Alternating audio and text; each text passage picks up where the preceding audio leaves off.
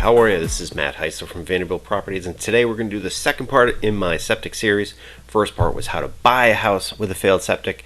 So today we're going to talk about how to sell a house with a failed septic. So that video was pretty popular. It still gets some good hits, so hopefully this one will too.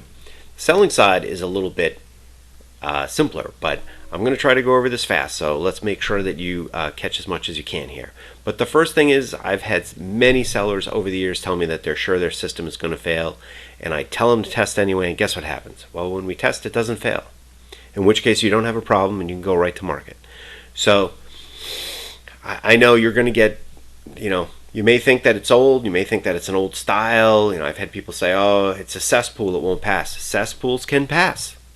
Okay, they can pass. So, it may not pass. Hopefully you've been taking care of it. If it's an older system and you know it's creaky, hopefully you're getting it pumped every year. That will seriously help its chances of passing. If you're not going to sell for a couple years and you're watching this video, go out there and you haven't been pumping, go out there and get it pumped. Go out there and get it pumped, and who knows, in 2 years, maybe it will pass. Maybe you'll get a clean pass out of it. So, most important thing here is you want to make sure that you've got a septic engineer, a septic inspector that is going to give you a good, honest read on the system, and isn't necessarily all that excited about replacing your system. So we do want to get the straight answer here. And like I said, a lot of times you can be surprised that the system that you thought was old and creaky and whatever ends up passing. So hopefully that's the case. But if not, the reason you want to get a Title V system is because sometimes when they fail, the things can be fixed. Okay, there's a whole bunch of things that can go wrong. I've listed a few here. These are the most common. We have broken and rotted D-boxes all the time. It's a very common thing. Yeah, it costs $3,500 to get a new D-box in there, but $3,500 is not $35,000. Okay, so you can reduce the cost of what you need to do for the system by tens of thousands of dollars if you can get it fixed with just a repair. And sometimes that's what a full inspection will reveal, is that the reason you're having an issue with the system is because it needs a repair. So that's something that can be done. The reports themselves are very informative, and you want to make sure that you understand where your system is. The third thing that we're going to talk about here is if it fails, okay, you get the bad news, you had the right inspection, and despite your best effort, it fails, okay? Well, you want to fix it if you can. Okay, and ultimately we want to have it fixed before we go on to the market. That's your best process here. Now, having said that, a lot of times when I tell people that we're going to have to go get it fixed, they are very concerned that the process is complicated. And you know what? If you haven't done it before, it is complicated. So it's best to work with someone like myself who has been to many town halls and asked all the questions about how we get these systems installed and approved and engineered and finally installed into the ground. So you don't have to learn this all on your own. There are other people who have already learned the lessons and learned where the minefields are. I'm happy to show you so that you can have a quick, easy process. Hell, I'll probably even push the paperwork for you.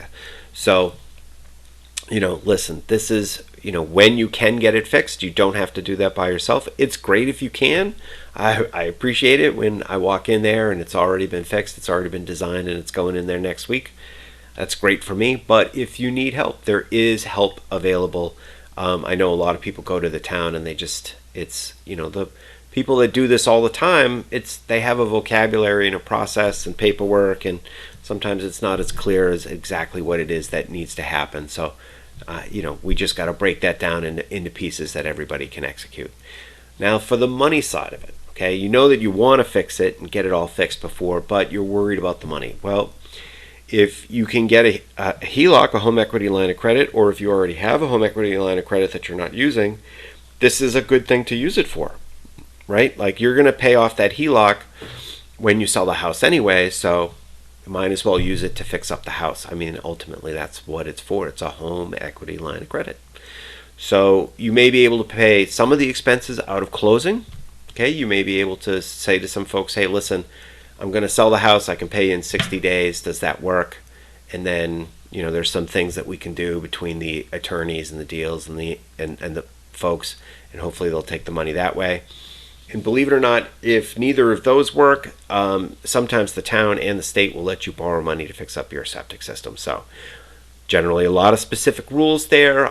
That process is not very fast, but if, again, doing that is better than selling it with a failed system. So we want to do that. And I did want to promise everyone that there was a special offer that I was going to make everyone. And the offer is this: if you want a free Title V report, I am happy to pay for your Title V. If you're planning on selling your house, we'll get the septic guy out there, we'll get that inspected, and you won't have to pay for the report. So I try to deliver value as much as I can early on. This is one of the ways I can deliver value for you. Obviously, restrictions and details apply. I'm not going to go into them here. I'm trying to keep this video as short as possible. But if that's something that's interesting for you, feel free to reach out and give me a call. So, after you've done as much as you can on the money front and on the Title V front, now it's time to evaluate your strategy. Again, as mentioned earlier, if you can, you want to fix it first and then go to market after the grass is growing. If you can't do that, well, there's a halfway step. Okay, we can get a septic design done and we can get estimates for how to build it, and then as part of the transaction put money in escrow and have the buyer get it fixed after he already buys the house.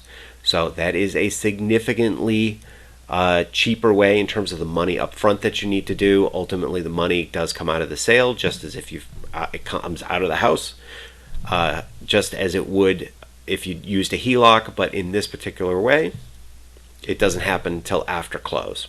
So that's definitely an option. It's something that we want to do. For the most part, if you do it that way, then you can minimize what kind of discount you'll have to offer on your house in order to sell it. That's usually pretty acceptable to most buyers, and so it's a great way to go.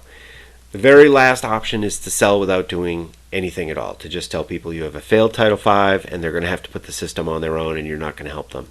So you just need to understand this is going to cost you 2 to 3 times what the system will in terms of what you're going to lose in equity. So buyers who are buying houses with failed septic systems demand deep discounts as a general rule. I mean, you could get lucky, but like I like to say, luck is not a strategy. So where possible, please try to avoid that option. And if you want help avoiding that option and you're not sure how to do it, give me a call. That's what I'm here for. So again, just a reminder that failed system is not how you want to be marketing your house. Okay, that makes it a distressed property. There are people, if you want to watch my how to buy a house with a failed system, you don't need to buy it cash, but you are significantly restricting the number of people who are going to be interested in your house, for the simple reason that some people are going to think that they need cash to buy it, and the rest of them know that it's going to be a big project to do and they don't want to do it. So it just eliminates an awful lot of buyers from the market, and that's not what we want to do when we're selling your house. We want to increase the number of buyers who are interested in your home, not decrease it. And as a reminder, if you're thinking about selling your house and you don't want to pay for your Title V report, give me a call. I'll be happy to get someone out there to inspect that system. Again, restrictions and details apply, but happy to do that for you. You'll never see the bill, and hopefully we can go on from there. So that's the end of this video. Hopefully I did it around the timeline I was hoping to. Hopefully you're having a great day, and if you have questions for me about your septic and real estate, I'm here for them. Please leave them in the comments. Thanks.